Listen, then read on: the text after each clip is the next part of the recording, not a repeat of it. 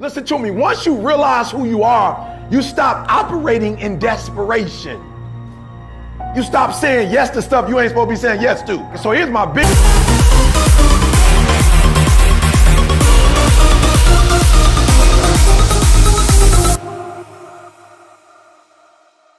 You could do that, and you the only one ain't caught up with it yet. Gee, why you always on beast mode? I'm shocked more people are on beast mode. There are people who living from check to check and they comfortable. It's the weirdest thing to me. I'm like, boo, you broke. And you broke on several levels. We're not talking about Sally Mae. You still owe your grandma. We're talking about you need to cash your grandma out.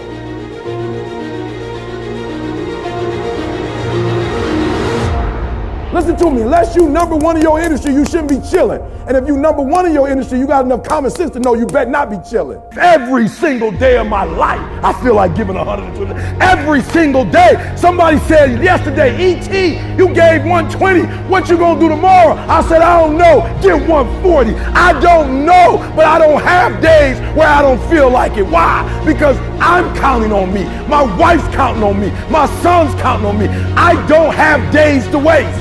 There's nothing wrong with the opportunity. You're not giving 120. You're giving 70. You're giving 60. You're giving 50. And you want what these people who've given sweat, who's given blood, who's given tears, you want what they paid for, and it ain't free. You don't belong at the bottom, and it's time for you to get your butt from down there. It's time for you to stop being comfortable at the bottom. Get your butt up and get to where you're supposed to be. The Bible says he was in a pig pen and he came to himself and he went home. Get your butt up.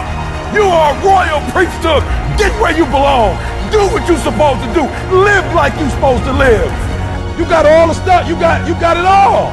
But you will not outwork me because your height has nothing to do with my work ethic. Your face has nothing to do with my work ethic. Your two-parent background has nothing to do with my work ethic. You will not outwork me. On your jet, you will not outwork me. In your Bentley, you will not outwork me. You will not outwork me. Get up. Act like you playing basketball. Act like you playing football. Compete. That's what bothers me. Many of y'all are not competing. I need effort. Compete. Go to class. I just left the school telling these kids, act like you playing football. Go in that doggone classroom. Compete. Many of you have lost your competitive edge. Get your competitive edge back. I'm not against no other motivational speaker. I'm just competitive. Some of you are not successful because every single time you run up against a trial, every time you run up against a tribulation, you stop and you cut off beast mode. And what I'm here to tell you is, if you tell that thing, I'm here just like you here, and I promise you, I ain't leaving without the degree. I ain't leaving. I will not leave without that goal. I will not leave without that dream. I will not leave this opportunity until I get it.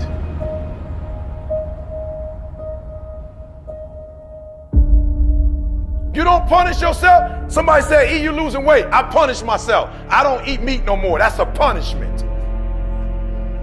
Because I remember when I was eating meat, I didn't look like this. I had to give something up to go up. What do you give up? When you don't make the 203 a day, do you not watch TV? That's your problem. You getting to watch TV and not make money and still survive. You got to hear what I'm saying. The reason why you broke is because you getting a reward and you ain't working.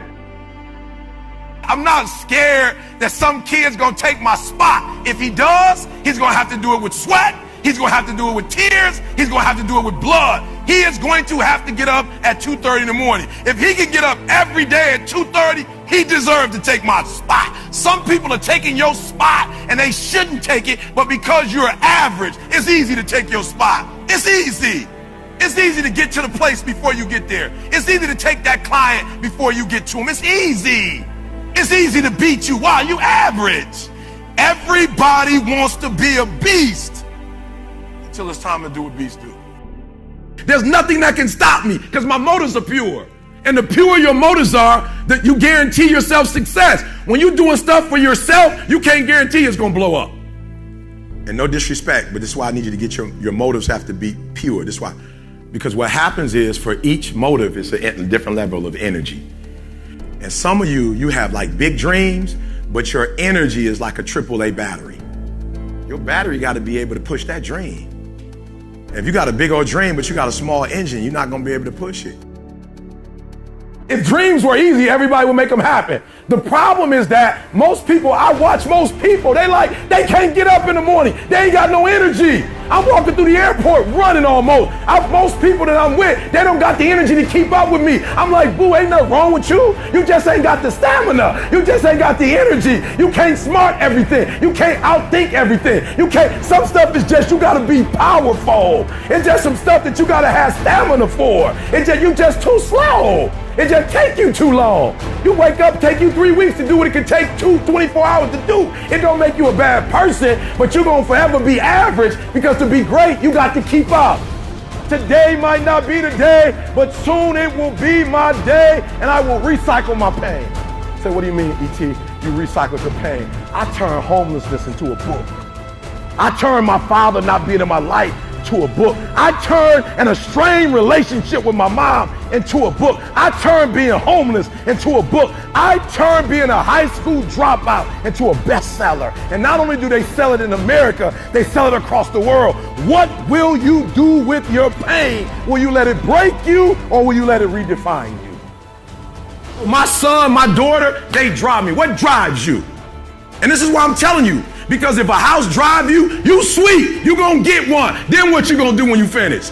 It's what she said. She blew this business up, and now she don't want to do it no more. You know how hard it is to blow a business up? You know how many people wish they could do what she doing? But yet she finished with it. Why? Because that thing was not strong enough to drive her. The Nobel Prize, that'd take me forever.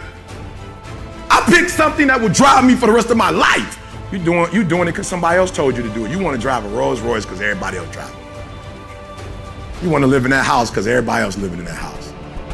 Like, you got affirmation problems. You're not doing it because you really want to do it. You're doing it because you want to be affirmed. Let me tell you something. That's a great place to start. But when you get to your root, it's a whole nother level. Take all your energy for the dream, because you're going to need it.